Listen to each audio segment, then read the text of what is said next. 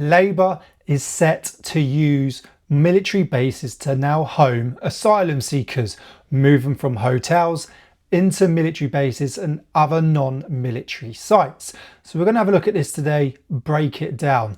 But before we do that, let's have a look at the numbers, okay, so far.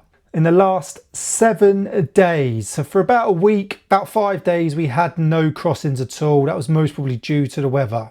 On Saturday, we've had 1,097 cross in one day, literally just under 111. 17 boats in one day. How are these boats making it from the shore, from land, into the sea, under French control, into the waters without them getting stopped? Okay, 17. And then yesterday, 65 on one boat, okay? The numbers, they are coming over in droves. Huge amounts of numbers. In the last year, okay, in 2024, there were 36,816 people that crossed. So far, as of the 7th of September in 2025, we've already had 30,165. That's how many have crossed so far. So let's have a look at this little video and let me know what you think. Is Shabana Mahmood going to put asylum seekers in containers in disused military facilities like RAF Hickson in Staffordshire and so on, which are essentially in your control? Well, I think you'll see Shabana pick up and build on some of the progress that Yvette Cooper has made. The small boats, the complete collapse and chaos in the asylum and immigration system, the loss of control the last government had of the British borders. That does wind me up though, the loss of control that the last government had over the last 6 years. Yes, they maybe did lose control, record numbers, but what have they done since they've been in power, since July last year? They say deportations are up, record numbers, okay, that's cool, but you've not got onto it straight away, have you? You know, anyone that was good, decent, and said they were going to stop the boats would have had something in place by now. They've had over 12 months and they're coming in record numbers. So no matter what the previous government did does not matter. What they've done since does matter, and it looks like nothing.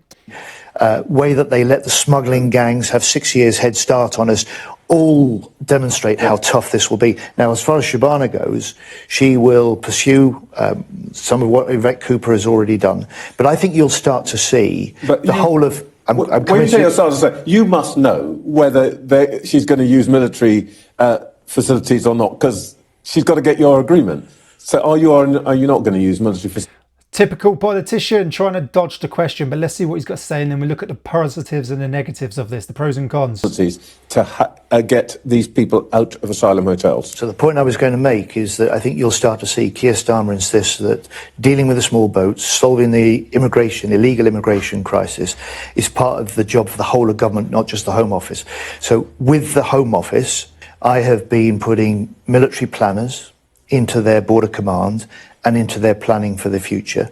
And we are looking at the potential use of military and non-military use sites for temporary accommodation for the people who come across on these small boats that may not have a right to be here or need to be processed rapidly before we can decide whether or not they should stay or whether or not we deport them like we have done in record numbers over the last year. I'm hearing that as He has to try and get one up, but is it good enough? Comment below. Yes, there will be military facilities used. Can we expect to see that before the end of the year? So those are decisions we haven't taken yet, but it's work we're doing at the moment, and we're doing it jointly with the Home Office. They're doing it jointly. It's a decision they haven't taken yet because they're slow at everything they do. But if you do want to stay sharp and focus and be ready for anything, make sure you head over to combatreadyhq.co.uk and check out our amazing coffee blends. Sign up to our weekly email. It's free and you'll get 10% off your order as well. Looking at this then, like I said, 1,100 crossed on Saturday. 67 I think it was on Sunday. So over 1,100 in 2 days. They're coming in, they're going into hotels. These hotels are costing millions, billions of pounds per year. They get mobile phones, they get food, they get a nice room, nice bed. He says, we're going to bring them in and we're going to process them quickly and decide whether they have a right to stay or, they need to be returned. I believe, obviously, as a majority of other people, if you come in illegally the way they do across the channel, then you have no right because you've not gone through the right chain. Using military bases, would it be cheaper than hotels? Most probably. You've still got an upkeep of a military base. Whether they're old ones or new ones, they're still pretty large. They still have water, they still have electricity bills. You've got to have staff manning them. You've still got to feed them. You've got to get chefs in to cook that food for them. You're going to have to get cleaners in most probably because they're most probably not going to clean it and look after it themselves. So all of that does cost money. Is it going to be cheaper than hotels? Most probably not. Military bases, some of them are in the middle of nowhere, they're away from communities, but a lot of them are still within communities, okay, very close proximity. Are they going to be gated? What do I mean by gated? Are they going to stay on camp, gates locked, security patrolling, they're not going to be allowed to leave until their paperwork has been processed and they're going to be returned, or stay if they're allowed to? Who knows? That's another bit of information that we're waiting on. Most probably knowing them, they'll be allowed to roam in and out. As long as they book in and out or something, there'd be some sort of system. Really, if you're going to put them into a military site, have them gated, process them quickly and return them, or do whatever you need to do. Is this the right thing to do? Yes, possibly. I believe it could be the right thing to do if you use military barracks that are away from local communities and they're going to be gated. Because if you just put them into a military site that's in the community area and you still let them to roam free, you might as well just say stay in the hotels. They're still going to cost millions to process these guys through military sites, as it does in hotels. As what I previously said, food, water, cleaning, electricity, when they need to wash, the security you're going to need to protect these military sites and to keep them gated. It's going to cost a huge amount of funds. Why not? They come in, process them where they come in, and then straight on a plane out of here.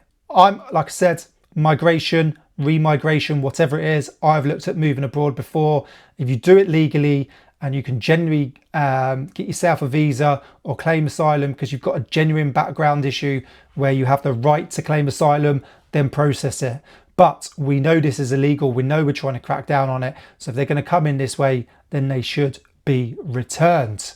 I think they are just trying to come up with any sort of plan to try and win the British public over, because they know they've lost complete control. They know they're not going to win the next election. They know the hotels are a bad idea and they never should have been used.